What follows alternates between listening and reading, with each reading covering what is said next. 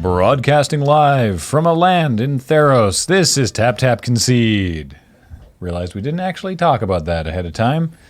Have we broadcast from the Theros Field of Ruin yet? Field of Ruin. Maybe? What about the Field of Good Times? The Field Good Times, the place of Theros, where all those satyrs are having a party. Look, there's a satyr with a banana. Wherever Gallia is partying, that's where we're broadcasting This from. is TapTapConcede. I'm Graham. I'm Nelson. And I'm Kathleen. And we're here to talk about Magic the Gathering. Talk a little bit about Standard today, I think. Sure. A little bit. We can talk about We Standard. could talk about Theros as well. And speaking of Theros, a reminder that the Theros nicknames episode is coming up. If you have not yet checked out the website at lrr.cc/nicknames, or the website that will forward you to, is really cool. We're not doing Reddit anymore. We have our own thing for it now, and you can go there and you can submit your suggestion for nicknames. You just put your nickname and your name in there, and then during the voting process, your name is hidden. The names are randomized, so there's no sort of one's already winning, so it's going to run away with it sort of thing. If you don't have any nicknames you want to submit, go there and you can vote for ones that you like. And then at the end of the thing, we will share the most liked ones with you and the people who submitted them. So do check it out. It's a really, really cool thing. I don't remember the username of the person who... It was a few words in a row. I remember that. It was great God googly moogly. Hang on. Thanks to you. That's not the Moogly. username, but thanks to you, username. They're going to change Thanks their to username. you. Your games username. be over. That's what it right. was. I know there was a G in there.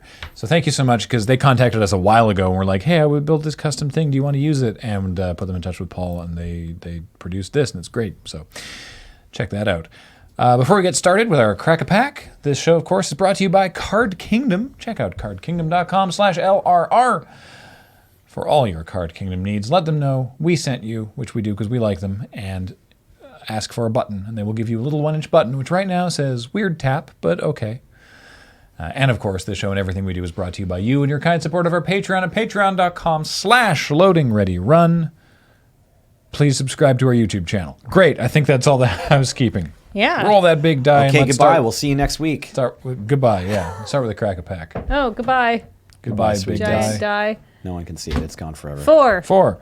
1, 2, 3, 4. It's a pack of Invasion. Ooh. Cool. This was given to us by Chris Cola, or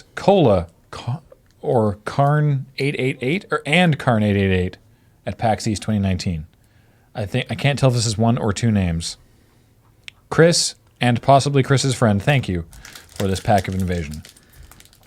Which I am. To everyone who worked together and coalesced to give us this pack. Thanks to Beige for taking it back to Victoria for us, too. That's right. Oh, I was there. Thanks to Graham for taking it back to Victoria for us, too. Thank the you to order all there. the flight All right, cool. attendants and train operators. Everyone who was involved in the right. transportation process. Took a village to get to this It point. does, doesn't it? Number 1, Pincer Spider. Tiny pinch. 2 and a green for a 2/3 spider. It has reach, or as it says on the card, may block as though it had flying. And it has a kicker of 3. If you paid the kicker, it comes into play with a +1/+1 counter on it. So it's a 3/4 for 6 or a 2/3 for 3 with reach. it takes 6 mana to make just giant spider. It's a little better than Giant Spider because it's 3 power. Yeah. Oh yeah, okay, right. But right. it's sure no Netcaster Spider. You know what? I'm totally fine with this, though. Yeah. I mean, a 2/3 reach for 3 is okay. Yes. Yeah. Exotic Curse. Do you know this one? I believe this is 1 and a black enchantment, and then it's like domain. The creature gets -1/-1 for each land type you control. Basically that. It doesn't say domain, but yeah, it's 2 and a black. Oh, okay. Creature 3 enchantment. Enchanted creature gets -1/-1 for each basic land type among lands you control. Oh, I wow. was close. Huh. Yeah. Fantastic. It's an aura. Interesting. Shackles. Speaking of auras. That's a pacifism of some kind, or maybe it's just can't attack, but you can move it around. I don't remember the mana costs. It's 2 and a white. Enchanted creature doesn't untap. Can I see the it's artwork not for... untapped. It's for Exotic Curse. Yeah. It's wild, isn't it? Yeah, Shackles doesn't untap, and you can pay 1 white to return Shackles to its owner's hand. I think there might be a actual boob in this. All right. A boob? We found the titties. Well, but yeah. It's behind her arm. Back in That's- Invasion. Most of it's, some of it is, but the important parts are behind her I arm. don't think they are. I think The parts that would typically be censored are behind her arm. I don't think believe. they are. I think they're right in front of her arm. Well, they don't call it formal curse. This isn't a traditional curse Yeah, bar. this is an exotic curse. It's an exotic curse. Yeah, all right, fine. It's a French curse. It's a French beach curse. Try to find the naughty bits on this ancient Kavu. 3 and a red for a 3/3 Kavu. And for 2 mana, it becomes colorless until end of turn. Presumably, this meant something in this draft environment. Yeah, Well, things care about color in the draft. Considering the exotic curse mentioned domain and land types types, and stuff, I have to assume that, color was important. Scavenged weaponry. 2 and a black for a creature enchantment. This is another creature enchantment. ETB, draw a card, and the enchanted creature gets +1/+1. Also, it has like some kind of amazing 70s sci-fi robot. Whoa. Yeah, this looks like it could have been actually from Heavy Metal, the Yeah. movie. Yeah. Landwar The Knight. proportions are all weird, right? Landwar Knight is white or green white for a 2/2 elf knight with protection from black. Yep.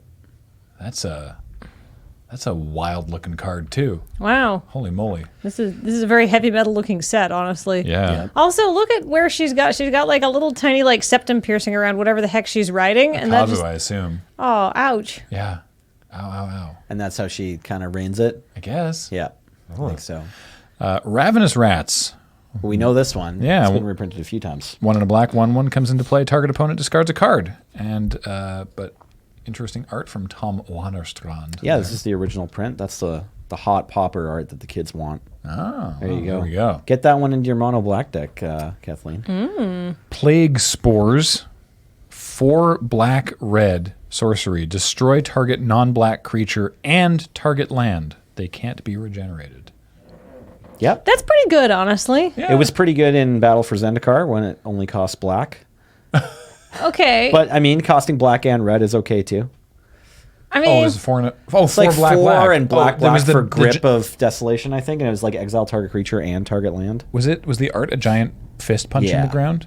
Yeah. I remember that. Or no, that's the one from Theros that also does the same thing. Right. It's a fist punching the ground, but like as soon as you saw it, I can't remember what that one's called, but like I am among the people. It was like that. Is the dress black or gold? And I just thought it was like a big person doing a booty shake. Like I just thought I saw the wrist as hips, kind of. oh. Wow, now I got to see this art. Now we got to remember what someone in the comments will tell us what this card is. It kills a creature. It's from I want to say Journey into Nyx. It's not from the first Theros no, set. and it was 4 black, black. Yeah, right? exactly. It's probably a common. It might be an uncommon. I think it was an uncommon. James is just gonna find it because he's our like. Because James hackers. is great. He's like the guy who's in your ear and you're like going through the mission of doing the podcast and shooting the bad guys, and James is like, "Okay, watch out. There's We 3 of them on the love left." James.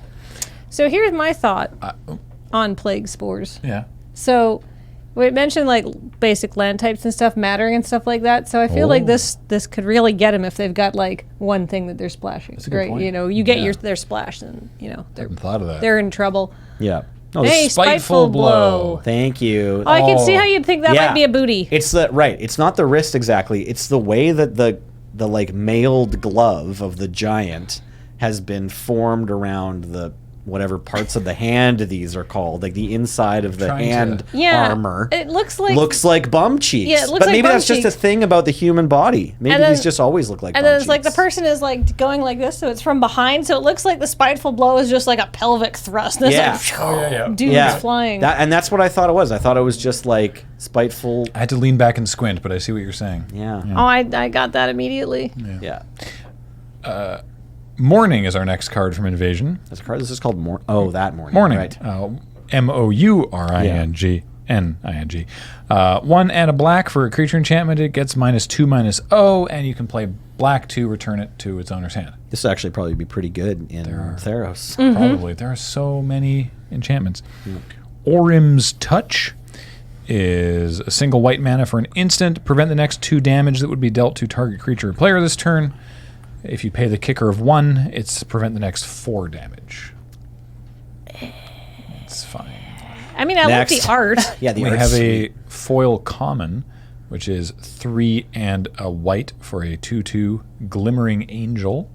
It has flying, and for a single blue, you get shroud until end of turn. Oh, that's good. Yeah, That's neat. that might be our first pick so far, honestly. Flies. Well, now we're into the uncommons. May I interest you in assault and battery? I'd rather not, officer. So assault is a single red mana sorcery that deals 2 damage to target creature or player, and battery is 3 and a green.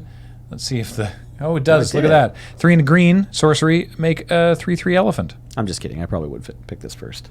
I played this card in Standard. This seems very good. Yeah, just it was reprinted in Time Spiral. the variety. Yeah. Yeah. Trench Worm is next. Speaking of land destruction, 3 and a black for a 3/3 worm, and 2 and a red, and tap, destroy target non-basic land. Interesting. That seems really good because it's just repeatable. Yep. This is like a better demonic hordes. If you played back in the day and you remember, it was like 5/5 for 6, and you can tap and destroy a land with it, but you have to pay 3 black in your upkeep, or you sacrifice. It's got an upkeep cost. Wow. And this one requires you to be in 2 colors. But yeah, for commander, I think this is a playable. Yeah, I think so, honestly. And like, it only hits non-basics, so you're not gonna like. Yeah, so it's not amazing in draft. No, but But- like you're right in Commander, where people are running like every land is a non-basic. Yeah. It's a worse Dwarven Miner, but But it's in black. yeah. Our last uncommon is Canopy Surge. 1 and a green to deal 1 damage to each creature with flying and each player. But if you pay the additional kicker of 2, it deals 4 damage to each creature with flying and each player. Also, we didn't mention just now about Trenchworm, though. It's a sandworm also. Oh, yeah, like from Dune. Yeah. The spice. Which Oh, yeah. reminds me, the spice. The Their- spice flows. Their Yeah. arrival marks the end of Yawgmoth's subtlety. It's like, oh, he's just given up now. He's just sending the big worms. That's right. Now. So, Canopy Surge. And our rare, speaking of Commander, our rare is Verdaloth the Ancient. Nice. Yeah, 4 green for a 4/7 legendary tree folk. All other tree folk and all saprolings get +1/+1. And he's got a kicker of X. And as Verdaloth comes into play, if you pay the kicker, you get X 1/1 saprolings. Very good stuff. Kind of the closest that, I mean, I think in the early days at least, green came to Fireball. Yeah. It's like, you put, if you have like 12 mana or whatever, you're like, okay, I'm a green deck, but I'm gonna kill you next turn. I'm gonna cast my Fireball now, and then next turn you die. In Theros Beyond Death, every color gets their own fireball because they all have the invocations now. Right. They all can pay. Good, great segue. Thank you. Fantastic segue. Okay, so speaking of the green one, I am drawing a blank. I think it's the only one I don't know. Okay, offhand. fair enough. Yeah, the black one is 2 kinds of removal. Yeah. It either kills a creature or it kills a graveyard. The red one either kills a creature or a planeswalker, or can maybe kill a player because it's just a ball lightning. It makes 1 attacking creature. James, the other half. could you bring up Perforos's invocation? This is the only one I played. I played the early access streamer event, and I played the red one in my Perforos deck. And I think maybe, I also played it in Intervention, sorry. Intervention, right. X and a red, choose 1. You right. said invocation, right. So Yeah. they're interventions. Create Yeah. an X1 red. So yeah, you make an X big ball lightning. Yeah. And so that's Or- not very good for No, mana you that's spend. not good. No. But It can also deal twice X damage to 1 target creature or planeswalker. yeah, so it's actually kind of like sorcery speed hero's downfall. Like, you do usually have to spend that much mana to double up the damage you're dealing to a creature or planeswalker. So it's, although it's an X spell, you tend to cast this for pretty cheap. But then it has the other side where it's like, if it's late game, you don't have to kill something with it. You can also attack with it. Right. You just, maybe if it can get through, right? Because it's got trample and haste, so maybe you draw this and you're like, whatever, I pump all my mana into it, but I get that like last damage through that I need to get done. Yeah, it's like the first mode is not super relevant, but it is more text on a card that you would play anyway. Because the second mode is the one you're going to be casting, Yeah. I want to say like 90% of the Oh, time for or sure. more. Yeah. Twice X is real nice though. Yeah, and just trading with a What- creature or planeswalkers. What is Nylea's intervention? Yeah, let's try to remember the green and white ones. Certainly I remember the blue, black, and red ones. So Okay. X green right. sorcery. Search your library for up to X lands, reveal them, put them into your hand, and then deals twice X damage to each creature with flying. So I can get any land cards. That's probably the best thing about it. And it kills the whole board of flyers. So Flyers are quite the deck in Theros. Yeah. right. So this is. I'm not sure if I know any decks that are playing this main, but maybe it'll be good in the blue-green ramp sideboards if they need it. What's the black intervention? The black one kills a creature. Erebos Intervention is good, yeah. Or a It's graveyard. -X to a creature, and you gain X life. It's just for X and a black. And it's an instant. Or it exiles twice X target cards from graveyards. Yeah, and it's instant, which is relevant. The Heliod is also instant, which is great, and it's just like pure life gain, because you gain twice X life. It's X white, or destroy X target artifacts and or enchantments. Oh, that is pretty good. backbreaking in the limited format. I don't know how it isn't going to be in standard, but Yeah. The gaining twice X life part isn't usually the kind of thing that any deck wants to do, but artifacts and enchantments are somewhat prevalent. Like, the omens are getting a lot of play. People are playing Banishing Light. So if you can blow up 2 Banishing Lights for 4 mana, that's a pretty good deal. I'm happy Banishing Light's back. I wouldn't be surprised if this saw like a lot of sideboard play, actually, because in the mid and late game with these control decks, sometimes there's a bunch of enchantments on the field. And then the blue one is a counterspell, or does it draw a card? Draws I don't know. one I card that figure you we should- look at some number? Thassa's? Since we're here now, let's Yeah. talk about the rest of the cycle. For sure. Thassa's Intervention, so it's X blue. Look at the top X cards of your library, put 2 of them into your hand, and the rest on the bottom of your library in a random order. Right. Or counter target spell unless its controller pays twice X. So I think this is probably going to be the most played of them. It's just immediately really 2 things that blue classically does and wants to do lots of. Yeah. And it's nice to have like some flexibility there. Yeah. Also, I feel like you don't need to put more than 4 mana into this card in either mode, which is kind of nice. Right. Yeah, I mean, as long as you put 3 in, you always get. Right. So because if you cards in your just hand, pay yeah. 2 blue, you draw 2 cards. Yeah. Yeah, exactly. Like, that's fantastic. Yeah. All right. Yeah. Sure. And if and it pays twice X, it pays 4. That's probably too much to pay. I mean, possibly even 2 is too much to pay.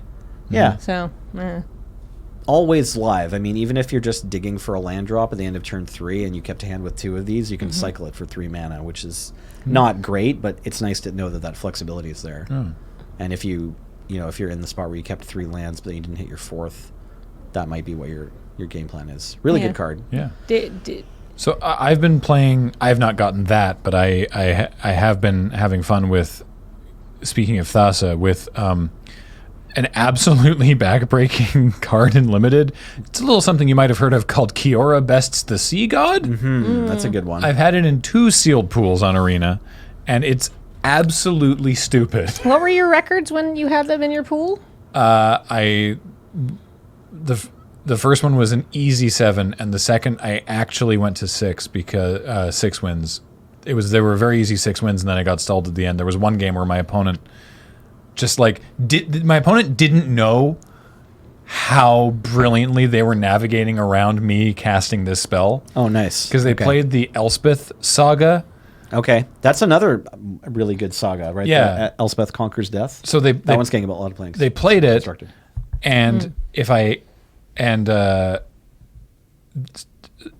and exiled something. So then on the next turn, I then did not have the 9 mana required to then play Kiora Best the Sea God. Right. And then they recycled it. So I knew it was coming down. So if I'd played Kiora Best the Sea God, I'd get my Kraken, but then they'd play Elspeth Conquers Death and exile it, so I wouldn't tap their board down. And that was the last step of like things they had been doing that made it not appropriate for me to cast Kiora Best the Sea God. Whereas every other game I've played with this card is like, oh, great, 7 mana, play this, win the game. Right. Let me tell you what Kiora Best the Sea God does in case you're unfamiliar. It's a mythic, thank goodness, saga. 5 blue, 7 mana. That's kind of expensive. What do you get for 7 mana? Well, Chapter 1, you create an 8/8 Kraken token with hexproof. Chapter 2, tap all non-land permanents target opponent controls.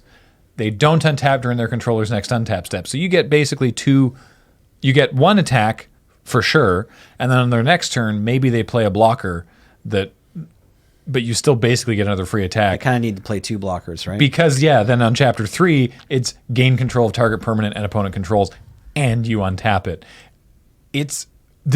I keep waiting for the part where this card sucks, and it just gets better and better and better. Like, they could have probably written chapter 4, you lose the game, and it would still just be so good and limited, right? The game where any game where I was just like, land 6, land 7, okay, Kiora, just drop Kiora Best the Sea God. It was like, this game is over.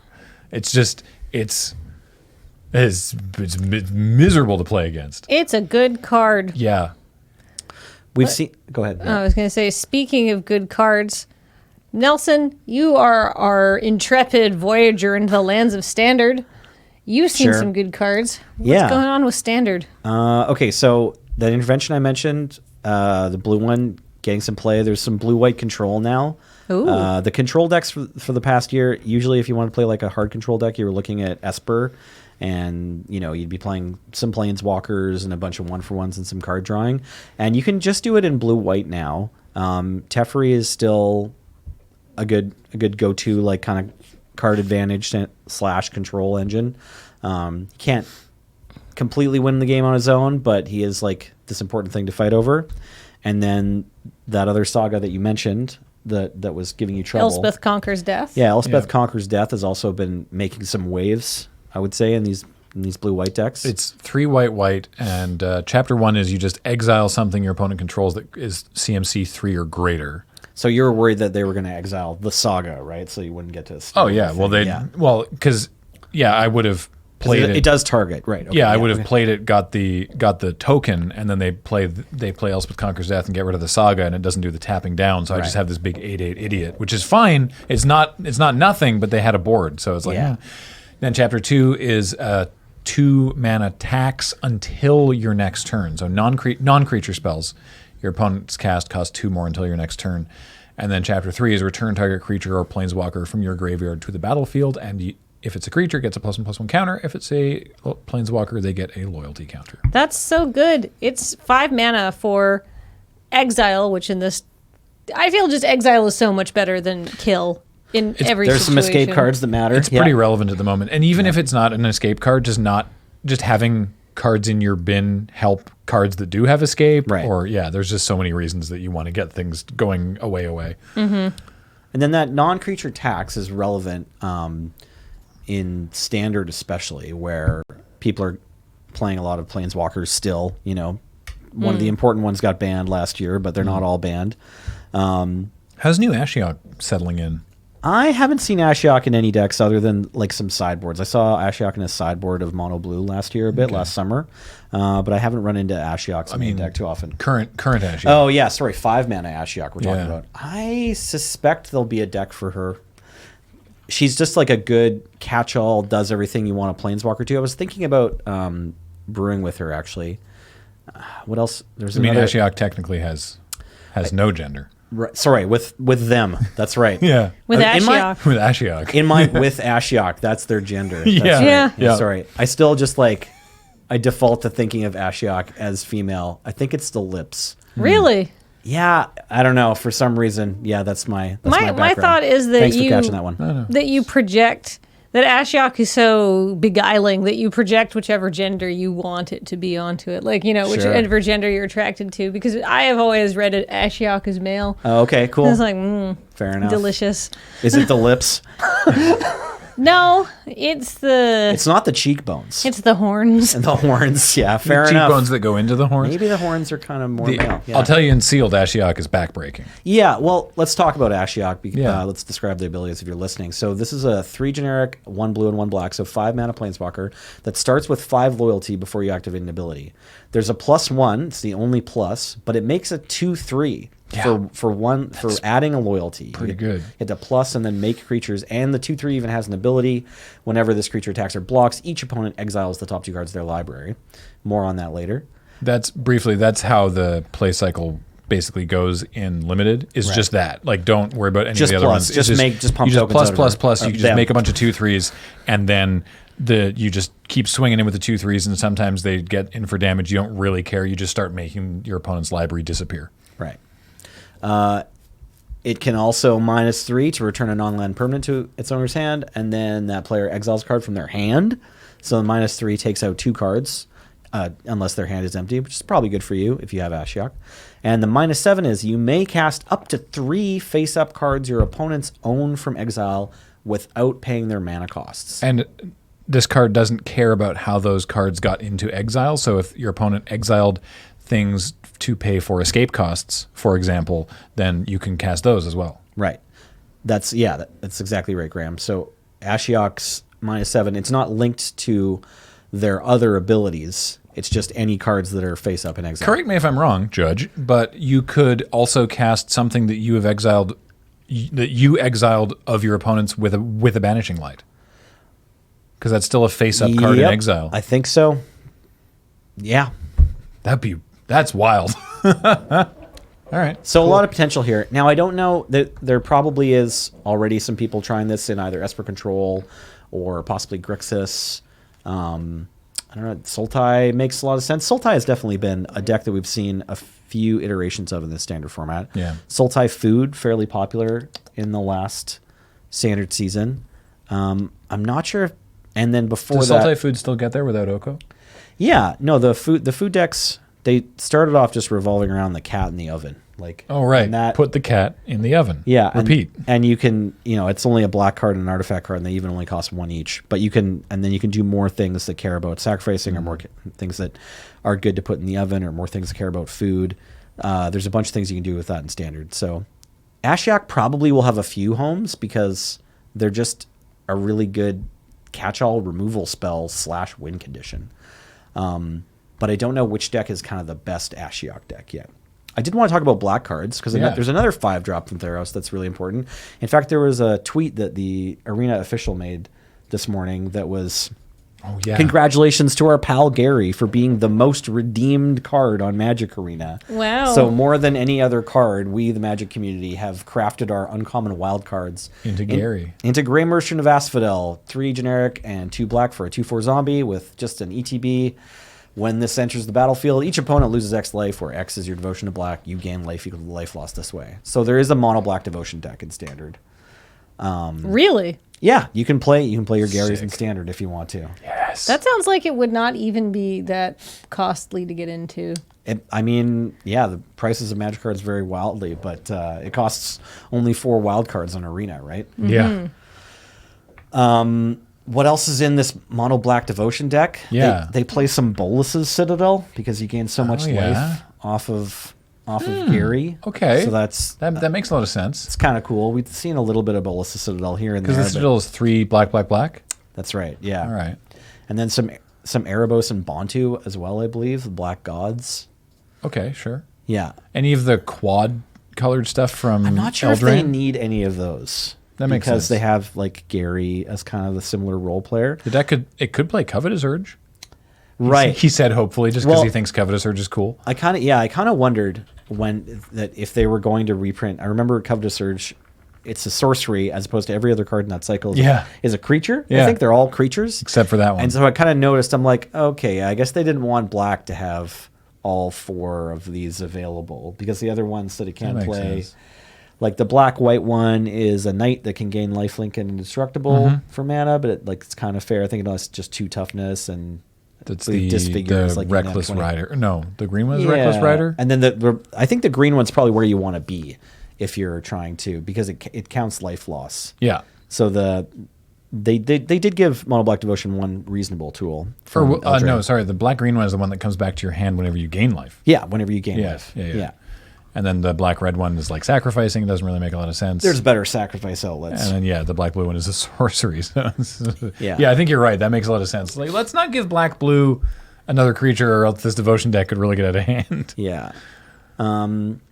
Speaking of sacrificing, that's another several archetypes that are good. So there's still a Jund food deck, and there's still a Rakdos sacrifice deck. Sick. But that use a bunch of the same. These are all still tending to play cat and oven.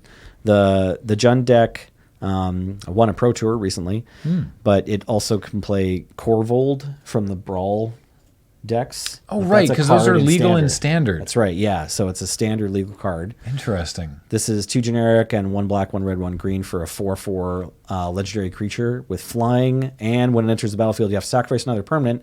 But whenever you sacrifice a permanent, you put a +1/+1 counter on this dragon, and you draw a card. Draw a card. So it's like this engine / finisher. That's For yeah. Jund food. You know, whenever you sacrifice a food token or sacrifice a creature to the Witch's Oven, or you'll have maybe some other sacrifice outlets that let you sacrifice your creatures usually. Love describes him as a fey-cursed king. And obviously the flavor text is sort of tragic. That transformed at his own wedding, he promptly ate the banquet, the gifts, and the guests. But in the art here, the curse seems to be working okay for him. Right. He's like, yeah, I'm still the king. Also, I'm a dragon now. So I think that What's cements up? my claim to be king quite tidily. Yeah. Come at me, bro. You want to fight about it? Yeah. I can still drink wine and get unruly, but now I breathe fire also. That'd have to suck to be one of his wedding guests. Yeah, that'd be a real shame. You know what, though? I think it leaves a tremendous power vacuum in the neighboring areas, which you can exploit being a dragon. Right. Having eaten most of the high-ranking nobles in the area. If he was, was he already king when he got married? I think so. Well, then probably several other, as you say, high-ranking nobles, maybe the kings of other nearby countries attended his wedding, and then Probably. he'd just be letting down their citizens if he didn't annex all these other countries to his own. Yeah, exactly. And realistically, yes, it is kind of a war-worthy act to eat somebody else's head of state. But also, your head of state got eaten by a dragon. What are you going to do? Also be eaten by a dragon, or just say, good job, dragon? Guess the dragon's in charge now. Sometimes you have to bow to the dragons. Yeah. So that's the deck. What were we talking about? We're talking thank just you. standard decks, just Thank what you. standard looks like a little bit right now. What Sacrifice deck, you right. might expect to see if you're queuing up or going to a PTQ. There is a white weenie deck now, which is kind of cool. You may have seen this card from Theros that we had some at the PPR. I believe it's called Heliod Sun-Crowned King. Oh, yes. Is that right? Or this Heliod the Sun-Crowned? Heliod, Sun Crowned, I believe. Yes. Heliod Sun-Crowned. Sorry, not every Magic card has king at the end of it.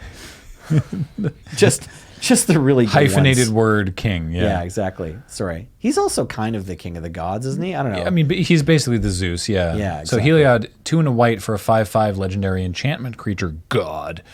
Indestructible, needs devotion of 5 to white to be a creature, otherwise just an enchantment. Purely an enchantment. But just sits there and does this. Whenever you gain life, you put a +1/+1 counter on target creature or enchantment you control.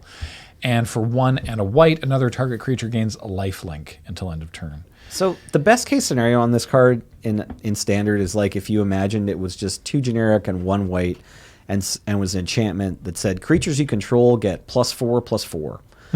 Like it's not, But slowly. it's not quite that bad. Yeah, exactly. But you usually have the time because you're gaining life. You pair this card with creatures with lifelink or creatures that gain life incidentally, like Linden.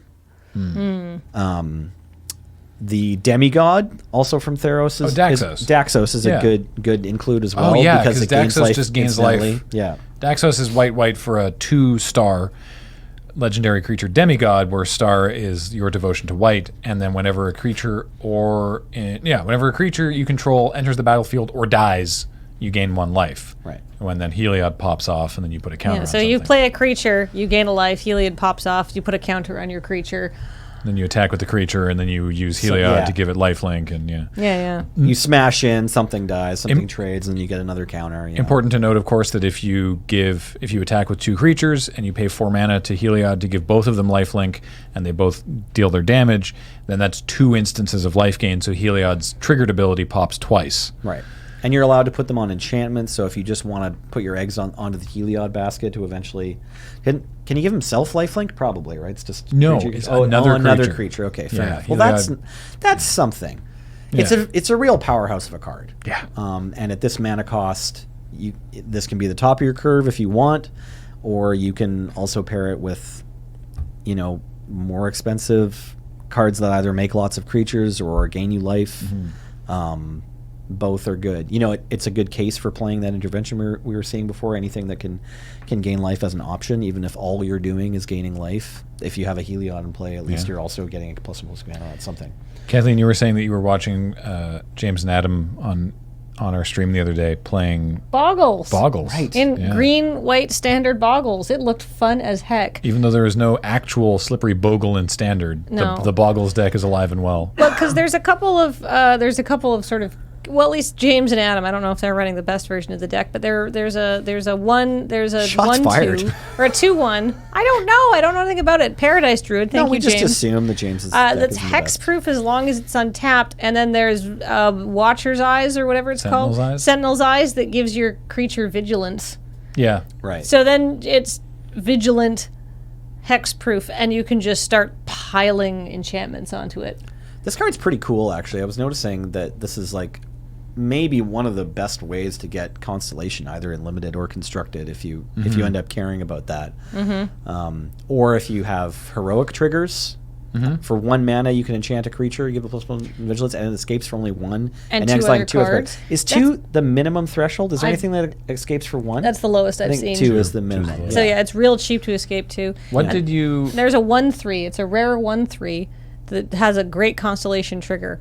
Oh, the Setessan Champion. Setessan Champion. Right. Yeah. It's 2 and a... like you said, 2 and a green, 1/3, and it put a +1/+1 counter on Setessan Champion and draw a card whenever enchantment enters the battlefield. Yeah, so basically the play there was to play a Setessan Champion and a Paradise Druid or some other combination of creatures and just start loading up enchantments. So your Setessan Champion starts to get real big and your Paradise Druid hopefully has vigilance and basically can never be targeted and stuff like that. And you build a little Voltron and draw an enormous amount of cards. James, I've never, basically every turn they were drawing 3 to 4 cards once this engine started And then to go attacking off. for 20. Well, because there's Setessan Tactics, which is the 1 and a green creature enchantment that gives the creature +1/+1 trample, and when it ETBs, you draw a card. The trample is very So important. if you have that and the champion, then you're drawing 2 cards there. That's not the name of the card. I was going to say Not Setessan Tactics. Tactics. It's I'm this sorry. other card with Setessan- Strive from Journey to Next. Yeah. Is it not Setessan Training? Is it? I thought it was Setessan something. Setessan Tactics is from one of the old Theros sets. Setessan Taciturn. No. I must be getting the name wrong. Yeah. Setessan Triumvirate. Basically, Something Tactics, the thing I is, thought. you just play lots of stuff, and then eventually everything starts to get way out of hand. If you can keep training, it is training. There you go. Draw a all right. card, get trample for only 2 mana. The other important piece of this puzzle, probably it was in your deck, is Karametra's Blessing. Yes. So this is 1 white for an instant. Target creature gets +2/+2 until end of turn. But if it's an enchantment, or I think if it's Or enchanted, if it's enchanted. Correct. right? So even if it's not, so if you end up putting a bunch of enchantments on your Setessan Champion instead of on your Paradise Druid, or if you have another creature in there, I'm not sure what the other targets are, but that doesn't have hexproof, and or if your opponent plays a Wrath of God, there's a new Wrath of God, Storm the Sky, I think, or this. Shatter the Sky. Shatter the Sky, yeah. If they play some sort of sweeper that destroys all creatures, which would get around hexproof, it also grants indestructible. And in general, when you're playing this deck, your creature is going to be enchanted, Yeah. Yes. even if your creature isn't an enchantment. What's up, James? The only other card that we haven't talked about is this guy right here. Right, yeah. The Alseid Just of another- Life's Bounty. Right. So it's a 1/1 for 1, single white mana. It's got lifelink. It's an enchantment creature. And then, for 1 mana and sacrifice it, target creature enchantment you control gains protection from the color of your choice. Thanks, until end of Dad. Turn. Yeah, job, that's a big... This one actually goes in both the last 2 decks we talked about. How'd that play out for you, James? It's fun. I mean, so this is the fun. Yes. Everything gets So- just bigger and bigger. All that glitters from Eldraine is 1 and a white enchant creature, and the creature gets +1/+1 for each artifact and or enchantment you control. So it just gets bigger and bigger and bigger. Yeah, I think I had 3 of these on a Paradise Druid at one point with 6 other enchantments out in play. So it's That's- just a 30/30 or something Yeah. like that. That's And unreal. you pop your life bounty, give it protection from whatever color they can block with and get in for a whole bunch of damage. It's fun. Like it's very cut and dry and very simple magic, right? Like load up this creature. If it survives, you're probably going to win. The other big card is this deck's like, hey, are you a Timmy? You're gonna like it. Yeah. What's the card that gives flying? I was going to ask you that same question because you had a Which flying. enchantment It's Yeah, right it's now? the one that gives one and a white angelic gift. Yes. Okay. Oh, and you draw a card from M20. You draw a few card core sets. and you get flying. Cool. Because it's in core. So you can give flying and trample, and then if you need to, you can also give it protection. Yeah. I exactly. distinctly remember seeing that. Yeah, you had like an 8/7 Paradise Druid with vigilance and flying and hexproof. Does this deck play any 3-drops? It plays The Setessan Champion the is a champion. 3-drop. Oh, right, the champion is a 3-drop. Yeah. Is So that it though? 4 of these and tops- I everything believe else? so. Yeah. It tops at Like 3. 22 land or Oh, something. I Yeah. love it. Yeah. Yeah. I mean, kind of want to play this. Basically, the like I said, the cycle is that you just start, casting 3 cards a turn because you can, right? Right. And so, and then that usually draws you more cards, and. And then in the late game, you just have to keep like 1 or 2 mana open on your opponent's Yeah, turn so you unless you're can- going to kill them. Yeah, so you can protect with an Alseid. Yeah. So it's relevant to talk about all the standard decks because there's the standard metagame challenge on Arena that I think just launched this morning. Oh, cool.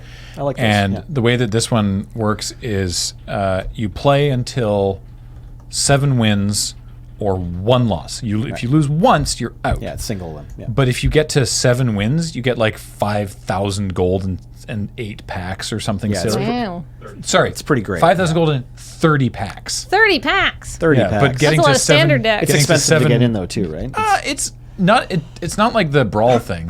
James has It the looks like it costs. It's 2,000 gold or 400 gems. Yeah. And then ends after 7 wins or 1 loss, whichever comes first. 0 wins, 500 gold. So you get 25% back. Yeah, so worst case, it's essentially 1,500 gold. Yeah. To go in and lose. Yeah. Okay. And then 1 win gets you 1,000, 2 win gets you 1,500 and 1 pack. 2,000 3 packs, 2,500 5, 3,000 10, 4,000 20, and finally 5,000 30. That's a huge. If you can go 7-0 in that thing, that's a huge return. I did it once. I think it was shortly after Guilds of Ravnica came out. I was just playing mono red on Arena, and the same kind of challenge came out, and I managed to go 7-0. Nice. So, but I don't know if I've done it in a few months. I'm definitely I like it gold- when they come out though. It's I'm definitely neat to gold see. rich and gem poor at the moment. I'm just waiting for ranked draft to come back. Okay, fair I've got enough, like yeah. 35,000 gold, and just because I've just been playing sealeds. I bought in for $100 to get gems around that same time, like around Guilds of Ravnica, and I haven't given Arena any money since then, and so I sort of feel like I'm due. I don't know. I feel like it's probably okay if I'm giving Arena money once a year. I don't feel Yeah, too bad. that's about. I think I'm Hobby at. that I think way. I'm at like twice a year, generally speaking. But yeah, I've held on to my current buy-in for quite a while. Which ranked draft format do you want to see again, or No, I'm waiting for Theros ranked draft oh, I see. Okay, yeah, because it's not just- ranked yet. Okay, Can cool. I, so to bring it back to standard. Yeah. So say somebody has the change in the new set has piqued someone's interest and they want to get into standard, and we've really piqued their interest because we're talking about this awesome thing on Arena. Do we have any thoughts about what might be fun, easy decks to get into or something like that? Well, I think both the last two that we talked about are pretty straightforward. Both the white attacking decks, either the hexproof deck or the white weenie with Heliod. Those are both pretty good. Also, like mono red and red green. Yeah. You know, The just mono black devotion. yeah, mono black devotion might be fine. These are all pretty straightforward. What's the mono red deck do? It just plays cheap creatures and then attacks, and it can also play like a bunch of 3-drops, like Legion Warboss and the new Phoenix. But both of these decks, like both a Gruul deck and a mono red deck, they're trying to get a bunch of attackers on the field to make Embercleave cheaper. So they're like Embercleave is still an important pillar of the format. Embercleave is a problem. If you're unfamiliar with what Embercleave is, it is 4 red for a legendary enchantment with flash. Artifact. Artifact. It costs 1 less to cast for each attacking creature you control, so, works really well in red turn creatures sideways.